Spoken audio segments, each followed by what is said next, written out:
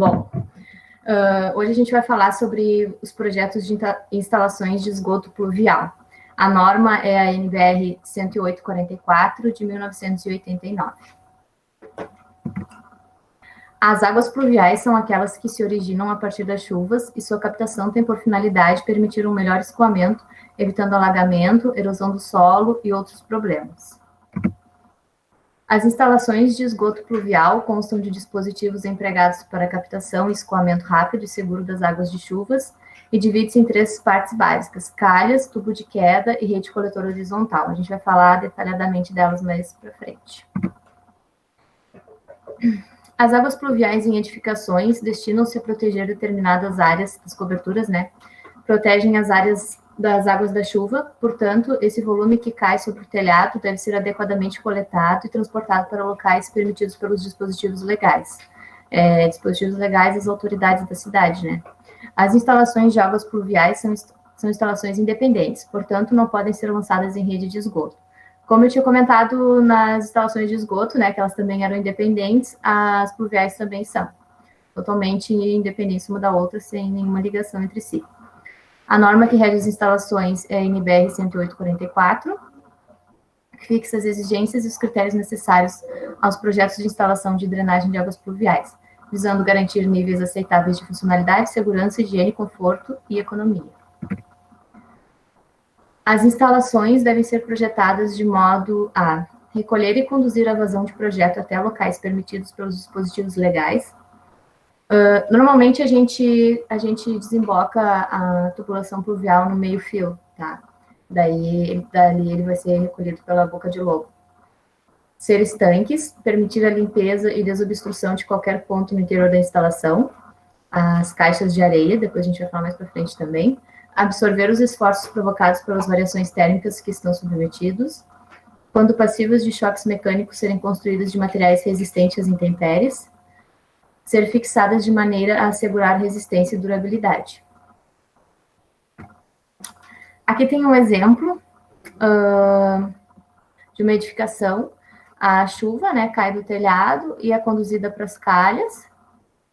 Tem uma calha aqui, uma esquerda e uma direita.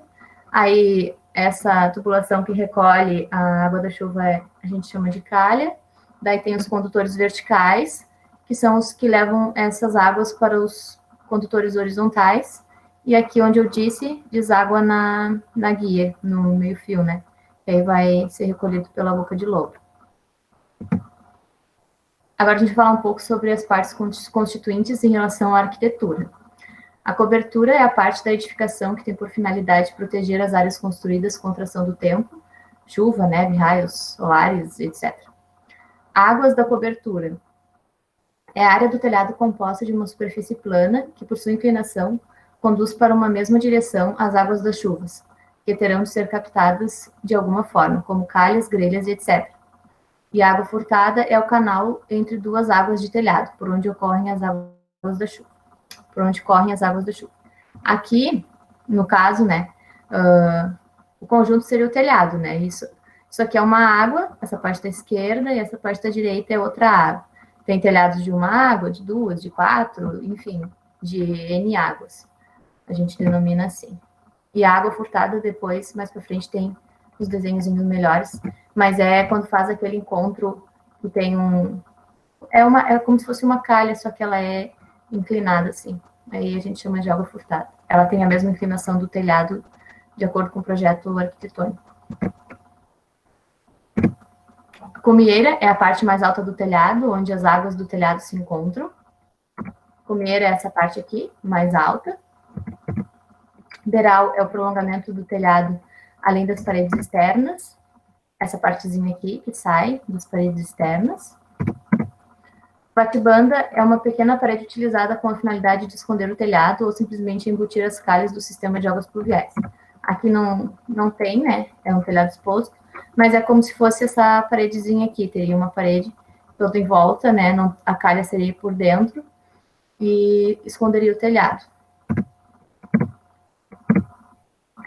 Bom, em relação ao sistema de águas pluviais, agora a gente vai falar um pouco de cada um ali das partes que tinham na imagem. As calhas, aquelas que recolhem a água do telhado. Elas têm por objetivo recolher a água da chuva que cai sobre o telhado e conduzi-las aos condutores verticais. No projeto arquitetônico, destaca-se 2 tipos, de beiral e de platibanda. Como eu expliquei antes ali, pode ser uma calha de beiral, ou se ela for de platibanda, ela vai estar na parte de dentro ali da parede da platibanda. As seções das calhas possuem as mais variadas formas, sendo adotada aquela que melhor se adequa ao projeto. As calhas e condutores conectados ao telhado devem ser mantidos limpos, para evitar extravasamento ou retorno de água da chuva. Para manter os condutores verticais de água desobstruídos, uma boa solução é colocar uma tela de arame de proteção contra folhas. Então, a gente sempre tem que limpar as calhas, né? Isso é necessário, senão não tem como elas dar conta da vazão para a qual elas foram projetadas. E essa parte aqui, quando liga com o tubo vertical, que aqui o ideal é colocar uma tela de proteção para que as folhas não entrem no tubo vertical, porque aí é mais difícil a limpeza, né? A declividade das calhas é de extrema importância para que não ocorra o empoçamento de água no seu interior. Quando ocorrem chuvas intensas, não é raro ocorrer o transbordamento de calhas em algumas edificações. Por isso, o correto dimensionamento das calhas e condutores é muito necessário. A declividade das calhas deve ser a mínima possível e no sentido dos condutores, tubos de queda, a fim de evitar o empoçamento de água. A inclinação das calhas de beiral e platibandas deve ser uniforme, com valor mínimo de 0,5%. As calhas de água furtada têm inclinação de acordo com o projeto de arquitetura. Aquelas que ficam no meio do telhado, ali quando eles se encontram, vai ter a mesma inclinação do telhado, né, como eu comentei anteriormente. Apesar de a vazão máxima de escoamento aumentar consideravelmente quando se aumenta a declividade da calha, o aumento dessa inclinação nem sempre é fisicamente viável, pois acarreta grandes intervenções dos elementos construtivos de apoio. Uma solução é o aumento da capacidade de escoamento dos condutores verticais. Outro fator que diminui a eficiência da calha com relação ao escoamento é a sua mudança de direção. A redução da capacidade de escoamento da calha chega a ser 17%, dependendo da suavidade da curva e de sua distância em planta. A água pluvial de uma calha não pode ser despejada sobre um telhado ou na calçada diretamente. Aqui tem uma imagem que mostra essa função da curva. De acordo com essa distância aqui, a redução ela vai ter menor capacidade de escoamento, de acordo de onde vai estar localizado, né, o nosso condutor vertical. Então, a gente sempre tem que observar isso. Mais para frente ali, a norma tem uma tabela que explica que a gente vai colocar um fator a mais na vazão para corrigir essa redução da capacidade de escoamento da calha. Aqui tem um exemplo com a platibanda, né, e a calha aqui com rufo. Ela coleta aqui as águas do telhado e aí vai direcionar para um tubo vertical. Aqui também, geralmente quando é uma platibanda pode ser feito assim. Se fosse uma platibanda, isso daqui, né, poderia ser uma calha central. Aqui, no caso, está mostrando uma água furtada, um corte. E aí é onde se encontram os 2 telhados, né, tem uma água furtada. Essa daqui, a inclinação é diferente da calha, né, enquanto a calha fica ali entre 0,5%, 1%, aqui vai ser a mesma inclinação do telhado. Acho que tem umas imagens em 3D que mostram melhor depois. Bom, agora os condutores verticais, que são aqueles que vão receber a água da calha, né? Ali como já está dizendo, e transportá-las até a parte inferior das edificações. Devem ser projetados sempre que possível em uma só prumada. Quando houver necessidade de desvios, devem ser usadas curvas de 90 de raio longo ou curva de 45, e previstas peças de inspeção. Os materiais mais comuns de fabricação dos tubos de maiores aplicações são o PVC e o ferro fundido. O ferro fundido geralmente usa só nas aparentes, né? Aqui tem um exemplo mais detalhado de como seria a ligação, né, do meu tubo horizontal aqui, meu condutor horizontal, com essas curvas de 45 aqui, ó. Daí a água vai vir do telhado, vai ser recebida pela calha, que vai direcionar para o condutor vertical. E aí ele vai direcionar para a parte dos condutores horizontais, que a gente vai falar mais para frente. Aqui é interessante observar, né, até para quando for fazer o quantitativo dos materiais, saber certinho os acessórios que são usados na ligação. Agora, falando um pouco sobre os condutores horizontais, eles possuem a finalidade de recolher as águas pluviais dos condutores verticais, né, que são os...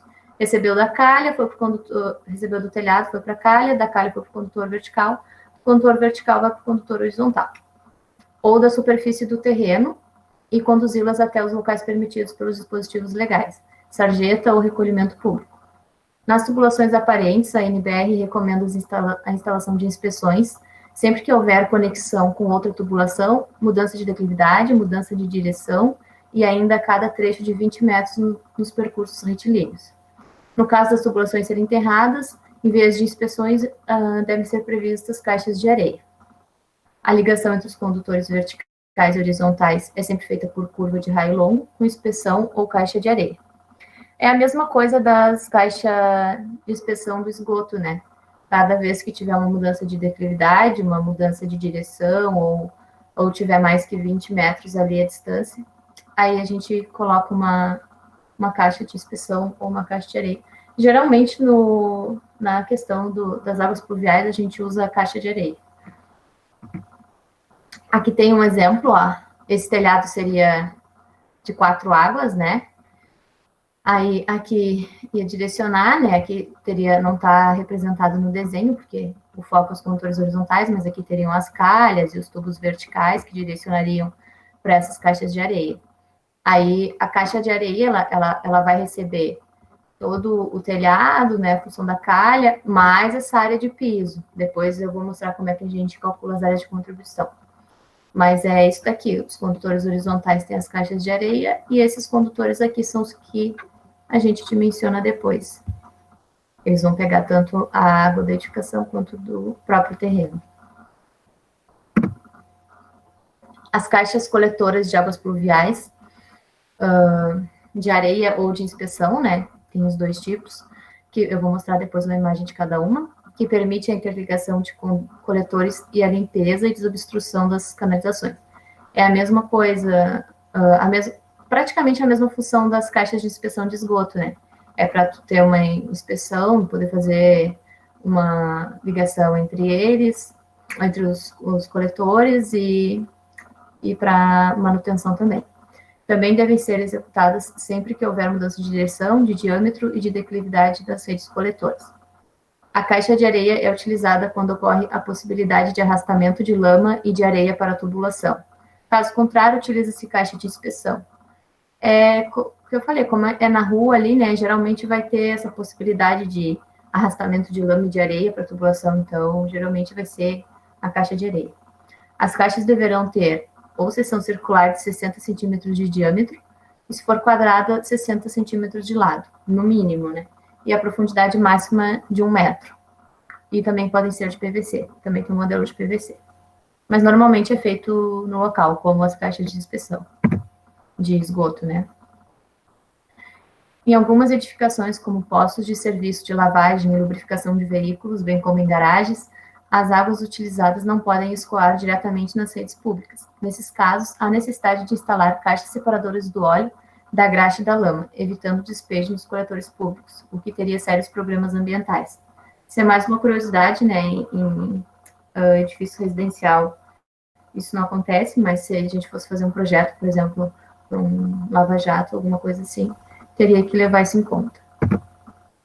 Aqui tem um exemplo das caixas coletoras. A de cima é a caixa de inspeção, que tem um laço de concreto embaixo. E a caixa de areia, não. A caixa de areia só tem uma brita. E ela é justamente por isso, né? Pela função de poder se acumular aqui areia e lama e tudo mais. E ela também essa parte já ajuda na absorção da própria água, né? Pelo terreno. Aí uma vista delas em planta e em corte. Alguém ficou com dúvida em alguma parte até aqui? Alguém me responde que não, porque eu não vejo vocês. Eu queria entender só, tipo, depois tu disse que ia ter uma imagem 3D, tu acha, daquela parte das calhas, que eu não entendi muito bem a diferença, por causa dos sim, ângulos e tal. da água furtada. Aham. Tem, eu acho que tem uma linha em 3D. Se não tiver, eu procuro no Google para mostrar. Mas tu consegue me ver na câmera? Sim, tô te vendo. É basicamente quando o telhado se encontra assim, ó. Aí nesse meio aqui tem nesse encontro deles, a gente faz essa água furtada que a gente chama. É como se fosse uma calha, só que ela tá nessa inclinação. Não sei se consigo entender melhor. Tá. Não, entendi. É como se fosse tipo uma linha, assim, no meio dos dois telhados. Assim, ó. Assim, ó. Tipo, eles vão se encontrar assim, né? Claro, vai estar meio assim, né? Mas é bem essa onde está uma linha do caderno. Seria uma água furtada. Daí, por isso que ela tem a mesma inclinação, né? Já a calha não, né? A calha ficaria aqui, né? Daí ela tem essa inclinação mínima só para direcionar para o tubo. Sim, entendi. Obrigada, Thay. Beleza. Tá, agora algumas definições que a gente vai precisar para fazer os cálculos depois.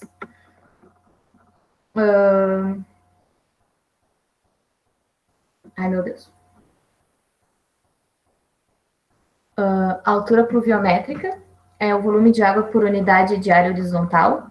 Área de contribuição é a soma das áreas de superfícies que, recebendo a água da chuva, a conduzirão para um determinado ponto. E a intensidade pluviométrica é a razão entre a altura pluviométrica precipitada e um determinado intervalo de tempo. Vazão de projeto, vazão de referência para o dimensionamento da instalação. Período de retorno é o número médio de anos em que, para a mesma duração da precipitação, uma determinada intensidade será igualada ou ultrapassada apenas uma vez. Esse período de retorno a gente usa a duração da precipitação é de 5 minutos. Tem uma tabela ali que mostra em quanto tempo levou para se repetir aquela intensidade de chuva. Depois na tabela eu mostro para vocês melhor como é que é visto esses valores. Mas quer dizer, por exemplo, se choveu 200 milímetros hoje, em quanto tempo, aí tem 2, 5 e 10 anos, 2, 5 e 25, se não me engano. Daí vai dizer ali, em 5 anos repetiu, em 5 anos teve de novo 200 milímetros. É basicamente isso, são dados coletados historicamente. Níveis do terreno e condutores horizontais. Mesma função do projeto de esgoto, né? Os níveis projetados da edificação devem ser convenientemente estudados com relação ao escoamento das águas pluviais por gravidade. As águas pluviais normalmente são conduzidas pelos condutores horizontais à sarjeta da rua, em frente do lote. Se o terreno estiver em um nível inferior à rua, deverão correr para a rua mais próxima, passando pelo terreno vizinho, conforme previsto no Código Civil Brasileiro. Em alguns casos, é necessário o bombeamento das águas pluviais de pontos localizados abaixo do nível da rua. Essa solução sempre é desaconselhável, visto seu custo e manutenção. Mesma coisa, né? A tubulação não tem o mesmo princípio da tubulação de esgoto, ela tem uma inclinação, então ela vai ficando cada vez mais profunda por conta dessa inclinação.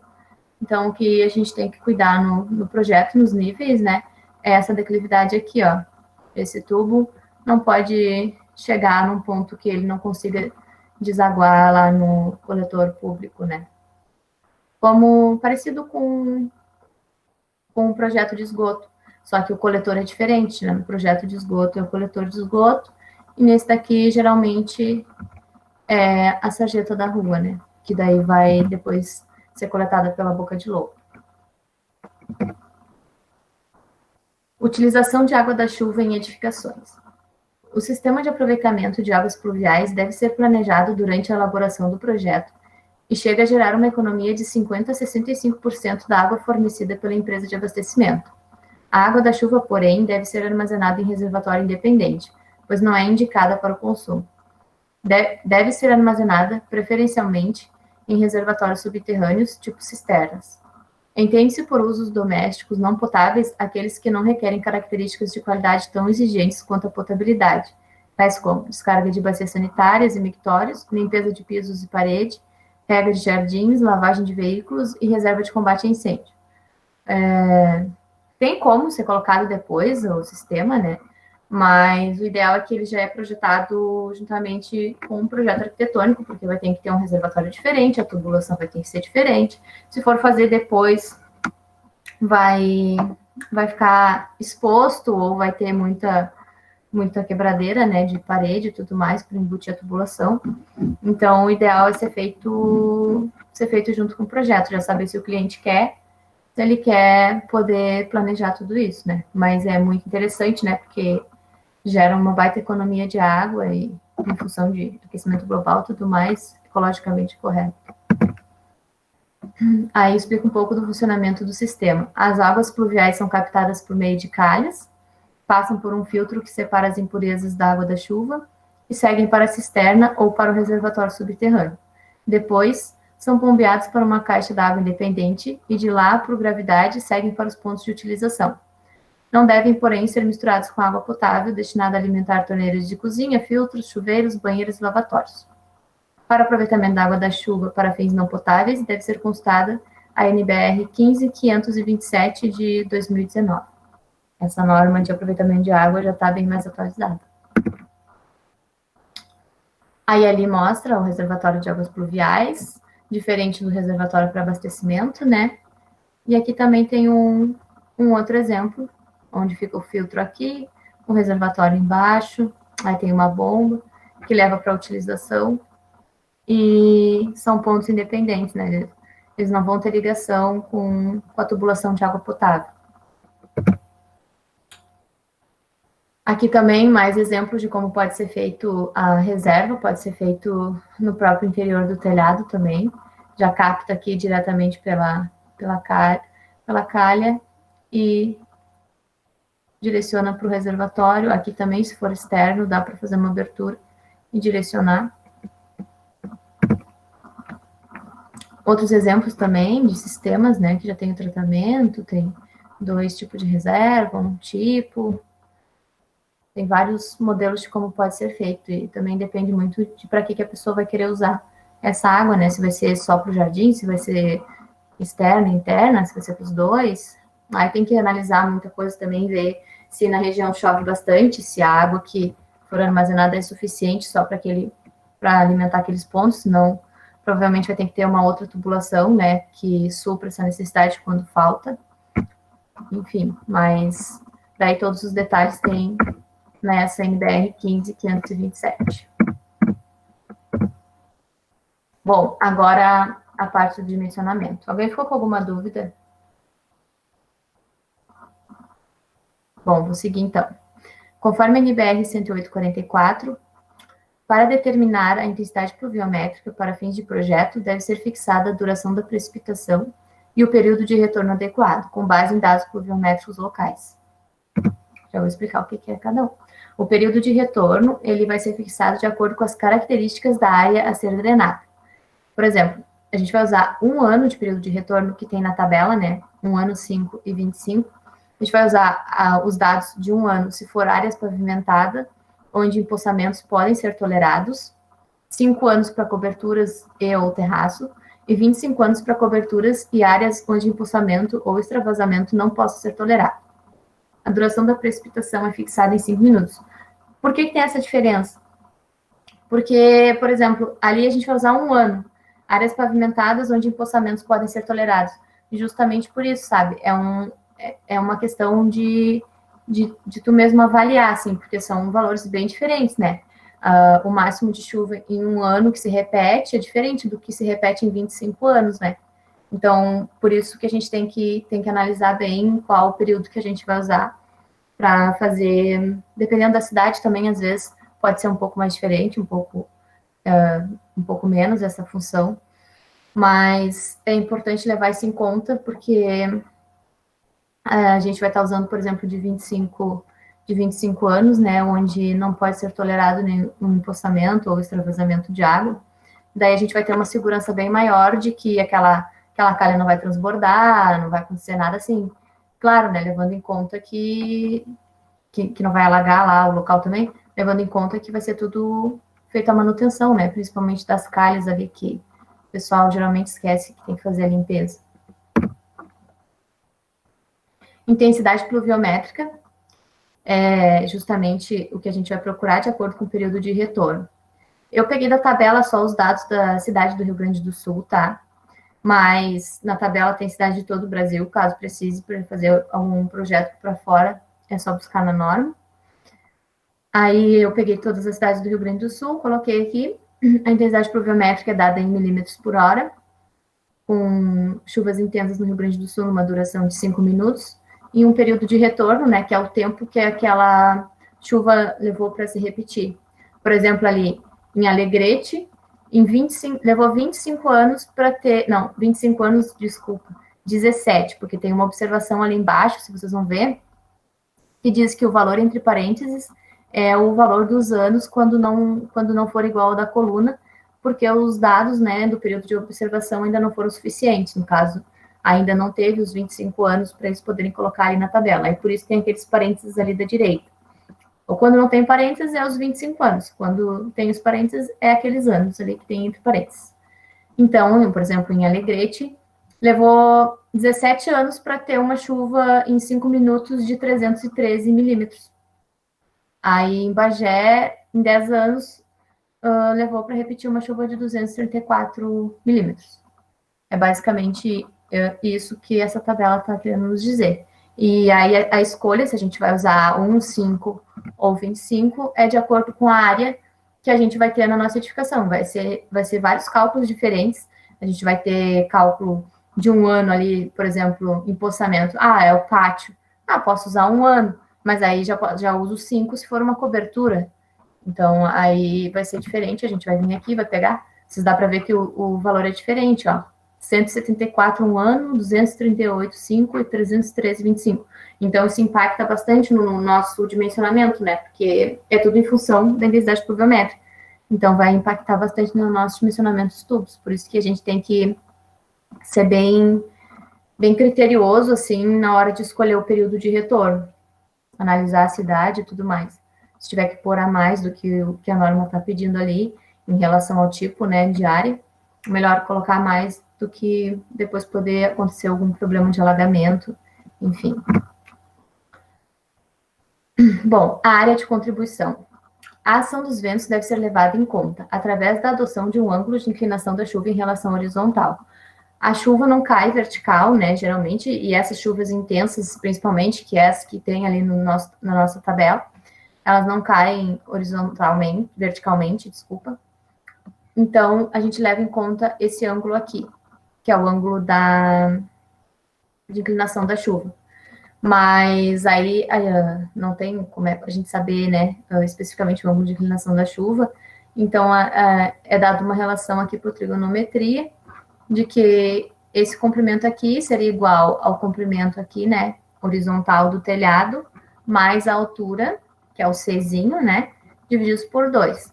Então, na hora da gente calcular a área do telhado, a gente não vai pegar o B, a gente vai pegar o B mais o C divididos por 2 e multiplicar pelo comprimento do telhado, né, que seria, no caso, no sentido aqui, entrando para dentro da tela, né, o comprimento dele lá pro fundo, né, no caso, para calcular a nossa área de contribuição. Então, tem que levar em conta isso daqui. A norma já traz esse cálculo já transformado, essa relação aqui.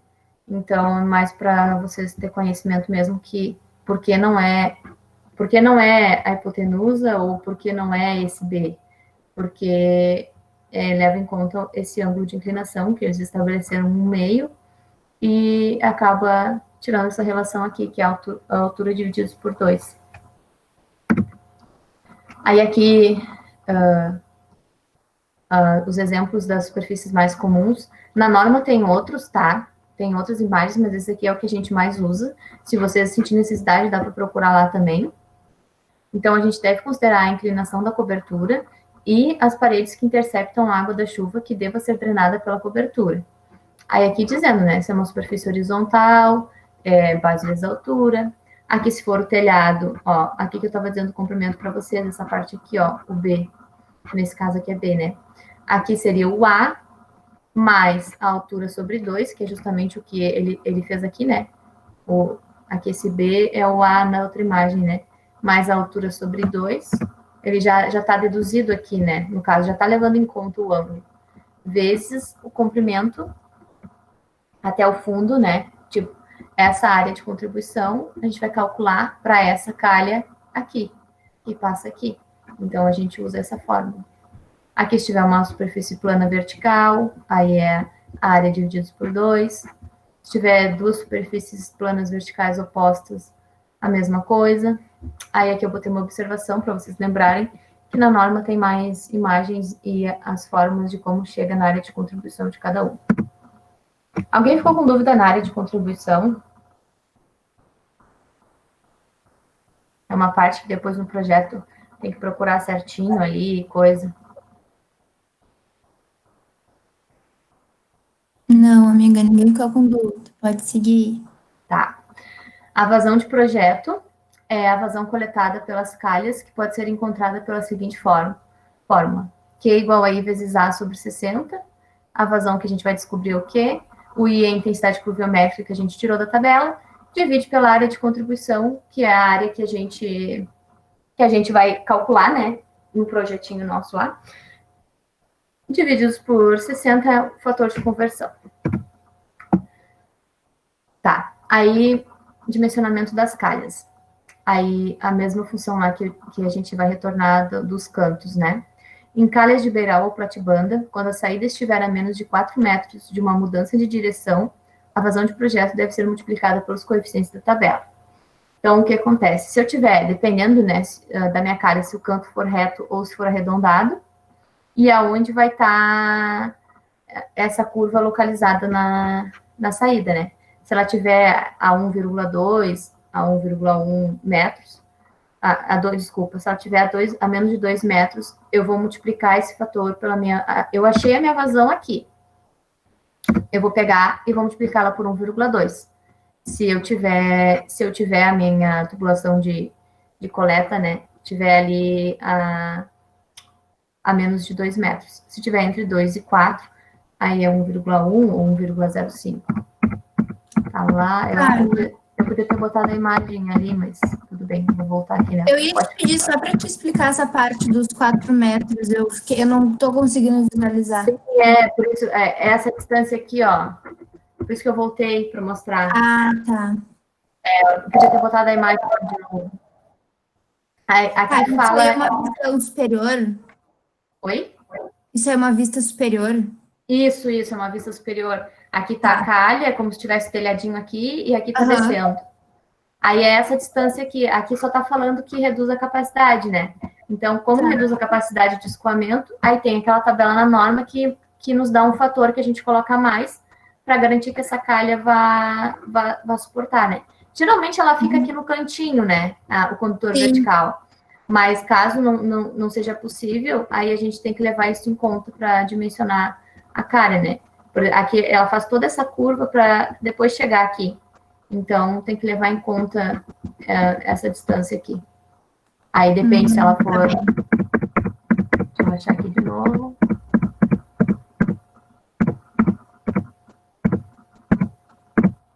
Aqui. Aí se ela tiver a menos de 2 metros da saída, né? Da saída da calha, que seria o tubo vertical.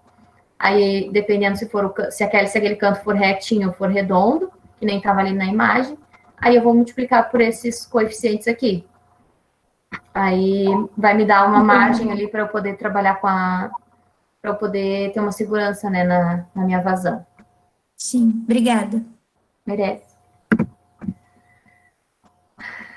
Teoricamente, né, o dimensionamento das calhas é feito através da fórmula de Manning-Strickler indicada a seguir, ou de qualquer outra fórmula equivalente. Aí tem a fórmula aqui, a vazão de projeto, que a gente vai achar, tem a área da seção molhada, coeficiente de rugosidade, que é dado dependendo do material, raio hidráulico, que é a área sobre o perímetro molhado, declividade da calha, e um K é um fator de conversão. Isso aqui é para caso a gente utilize tabelas que não são... Caso a gente utilize uma calha que seja de algum tipo que não tenha nas tabelas. Daí a gente usa essa forma.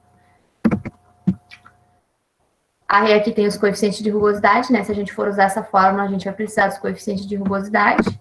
Aqui tem os coeficientes de rugosidade para os materiais normalmente utilizados, né? Aí tem aqui o nosso Nzinho para plástico, fibrocimento, enfim, ferro fundido, cerâmica, todos os nossos coeficientes para a gente jogar aqui na fórmula, de acordo com se a gente for usar um tipo de calha diferenciado. Aí, né, a norma traz essa tabela, que fornece a capacidade de calhas semicirculares com coeficiente de rugosidade 0,11 para alguns valores de declividade com lâmina da água igual a metade do diâmetro interno. Então, as calhas semicirculares são as mais comuns, então já tem essa tabela pronta. Que vai dar a capacidade da calha, né? Então, a gente vai lá, fez o nosso cálculo, achou a nossa vazão de projeto. Ah, deu 150. Tá, mas se deu 150, então não pode ser uma calha de 100 milímetros com 0,5, né?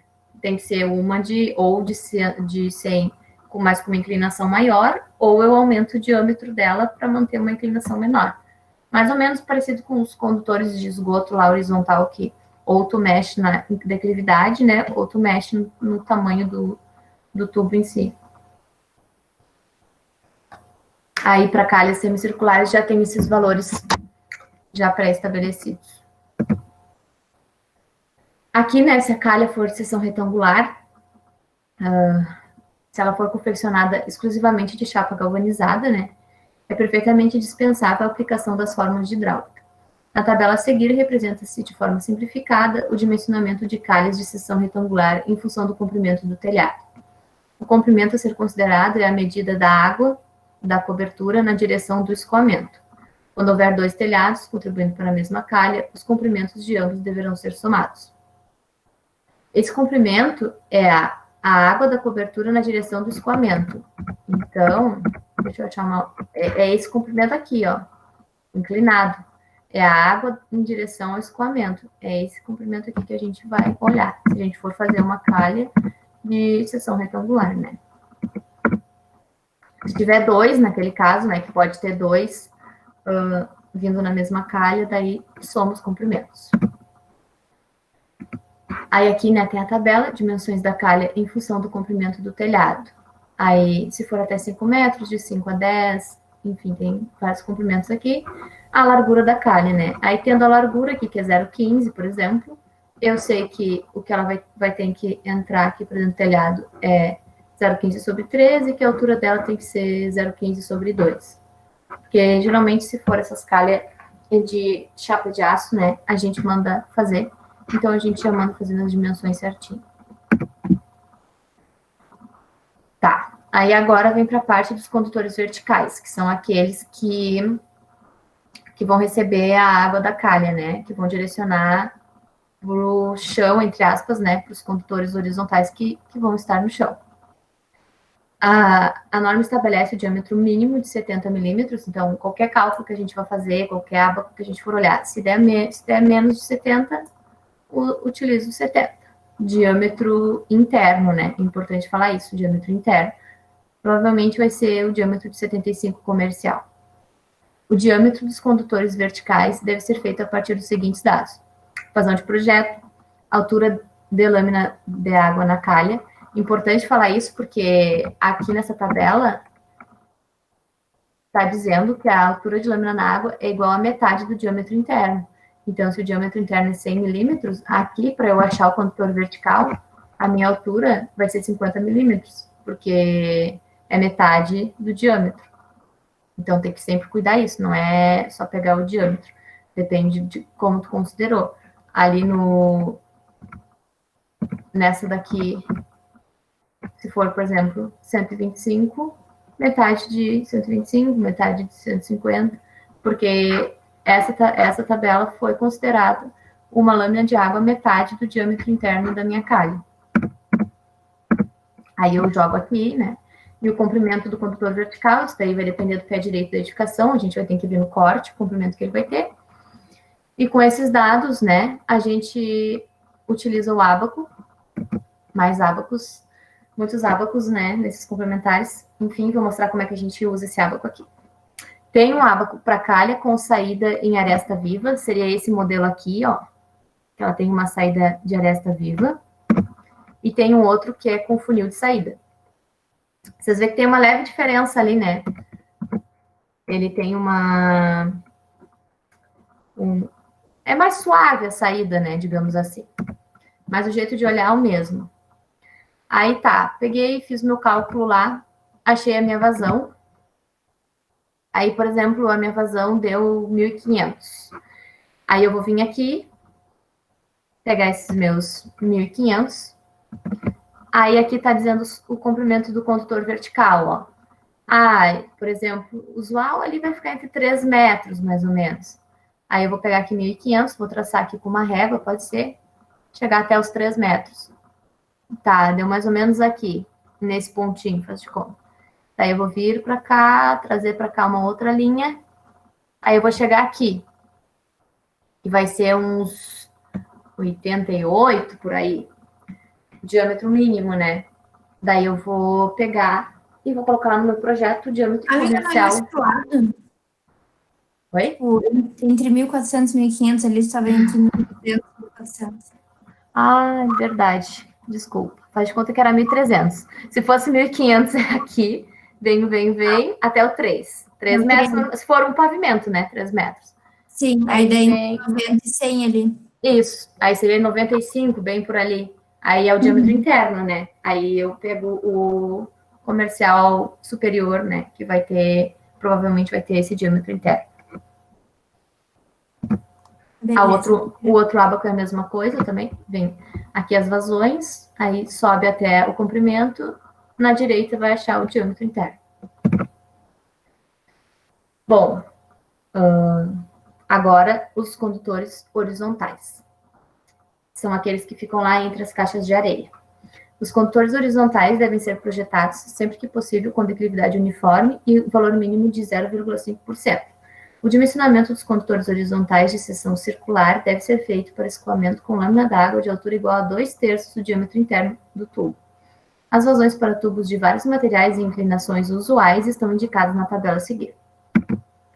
Uma outra tabela aqui, dimensionamento de condutores horizontais. Essas vazões foram calculadas utilizando aquela fórmula lá do início, a mesma fórmula, só que a mesma fórmula é para toda a parte, né? Essa fórmula da vazão.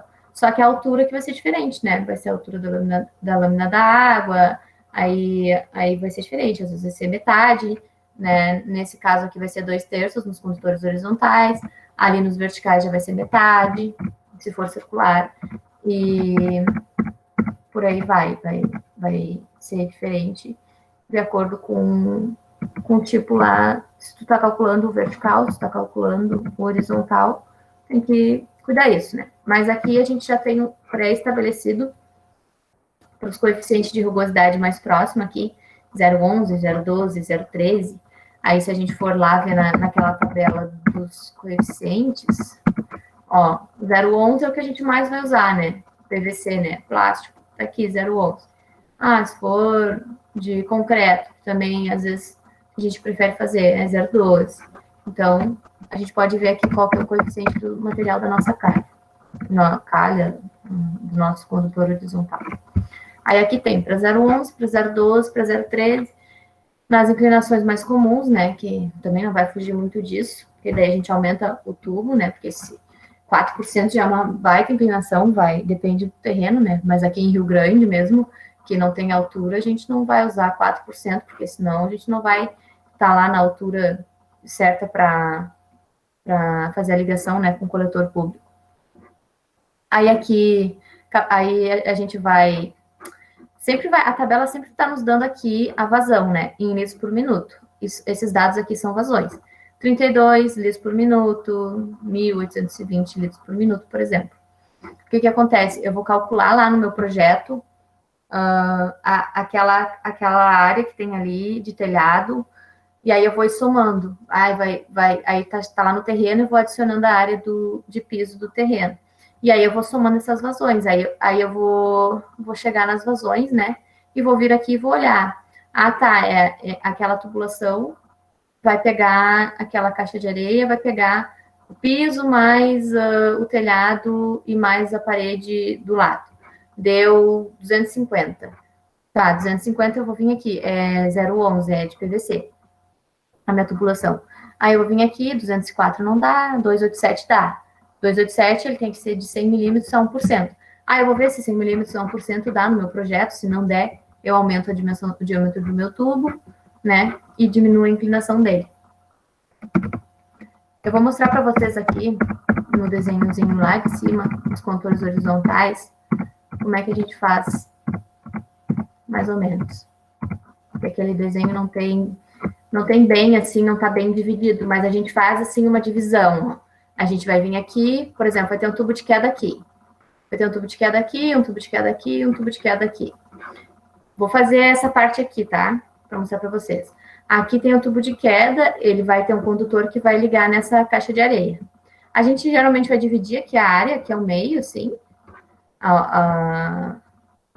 Ao meio não, desculpa, gente. A área vai pegar, essa caixa vai pegar, pode ser ao meio, sim. Daí só tem as inclinação aqui, né, que teoricamente deveria ser feito mesmo que fosse uma grama, por exemplo. O ideal é fazer uma inclinação que direcione para a caixa de areia. Aí eu vou contar essa área do telhado, né, no caso já vai estar dividido, se tiver um tubo de queda aqui e um tubo de queda aqui, vai estar dividido, né, essa calha para cá e para cá. Daí eu vou pegar a vazão desse tubo de queda, né, que já pegou todo o telhado. Daí eu vou acumular com mais a vazão desse piso aqui e vou jogar aqui. Aí vai ser a vazão que vai entrar nessa caixa de areia. E ela já vai estar acumulada, né? Eu começo de trás para frente, né? Geralmente, né? Quando não tem aquela função de ter que usar o terreno do vizinho, a gente começa de trás para frente. Por isso que eu disse que a tubulação de pluvial pode chegar a maiores diâmetros. Eu falei na capacitação do esgoto por causa disso. Porque a gente vai somando e tem que somar os pisos também, a área de contribuição dos pisos. E daí vai adicionando na tubulação. E aí a gente tem que ver, a gente vai somando as vazões, né? Soma a vazão do telhado, aí depois soma a vazão do piso. Aí vê se ele é dessa caixa, se ele é dessa caixa aqui. A gente mais ou menos divide assim, né? Por onde vai estar. E aí a gente direciona para calcular a vazão certinho, correspondente à caixa de areia, que daí, essa aqui, por exemplo, vai pegar só esse canto aqui. Daí ela vai ter um diâmetro. Mas essa aqui, 2, ela já vai pegar toda que tá vindo daqui, né? E mais essa partezinha aqui desse terreno. Então, ela já vai aumentar. Essa 3 também. Ela vai pegar tudo que tá vindo da 2, que já somou com a 1, e vai somar mais essa parte aqui do terreno. Se tiver muro, alguma coisa, também tem que levar em conta, né? Porque a chuva vai bater no muro ali, na parede do vizinho, e vai escoar pro nosso terreno. Então, aí tudo a gente soma a vazão, e aí é essa vazão que a gente olha na tabela. Aí a gente olha essa vazão na tabela lá. Aqui, a vazão que deu, e vê o diâmetro que vai ter que ser de acordo com a inclinação que a gente quer. E o coeficiente de rugosidade, né? De acordo com o tipo da nossa tubulação. E as caixas de areia é 60 por 60 até um máximo de 1 metro de profundidade. Também tem que respeitar isso. Então, chegou a 1 metro, vou ter que diminuir a instalação do tubo. O diâmetro do tubo para diminuir a inclinação, né? Então, sempre tem que levar em conta todos esses critérios ao mesmo tempo. Aqui eu coloquei um exemplo de calhas e condutores resolvidos, do mesmo site aquele, dos outros. E tem 2 materiais, um explicando melhor a função da área de contribuição e um falando mais genericamente sobre as águas pluviais. Eu acho bem legal esse site, assim, porque o exemplo resolvido tá bem, assim, bem passo a passo, bem bom, assim, porque explicando a teoria é uma coisa, depois vocês vão fazer, vocês vão ficar com dúvida. Tem um exemplo resolvido para vocês olhar, e se vocês mesmo assim não conseguirem entender, tem eu aqui para vocês perguntarem. Então, é isso. Eu também tenho projetos que eu já fiz, também posso disponibilizar para vocês. E acho que é o Slack. E é isso, gente. Espero que tenha ficado claro. Minhas imagens não ficaram muito bem disponibilizadas. Não sei porque eu parei de apresentar, que eu já vou apresentar de novo. Mas Espero que tenha dado uma base para vocês, assim, é que é complicado, porque eu tive um semestre só de hidro, água fria e quente, um semestre de esgoto e pluvial, não sei se foi em um só ou se foi em dois, mas é complicado explicar tudo, assim, em pouco tempo, então sempre vai ficar alguma dúvida, podem me procurar, estou sempre à disposição, que eu souber eu respondo, que eu não souber a gente descobre junto, e vamos dar, é isso. Alguém ficou com alguma dúvida? Tá, não tem nenhum problema em as calhas direcionarem para um terreno permeável. Tipo assim, o terreno é estreito, daí toda a calha da longitudinal vai direcionar para os fundos do terreno numa área permeável. Ali tem aquela condição, né, de que ela não pode ir direto em pisos e direto na calçada, né? Tipo, daí abre meio que essa margem, né? Então, tipo... Sim. O ideal mesmo é porque imagina que a calha vai estar, né, ali direto no chão. Com o tempo, né, aquilo ali vai ficar um buraco ali, vai, sei lá, sair a vegetação, enfim, por causa que é muita água. Por isso que tem essa curva, aí a gente tem essa curva aí, vem a tubulação horizontal e vai levar lá para a caixa de areia. Por isso que o ideal é ser feito assim. Beleza. Mas, claro, né, dependendo do caso, às vezes pode não ser possível. Eu ia mostrar para a Maju aqui. Isso aqui, Maju, ó, que eu tava falando. Esse aqui, ó, que é água furtada. Entendi. Agora aí dá melhor para ver mesmo. Sim, ó. Por isso que ela tem a inclinação do telhado, ó.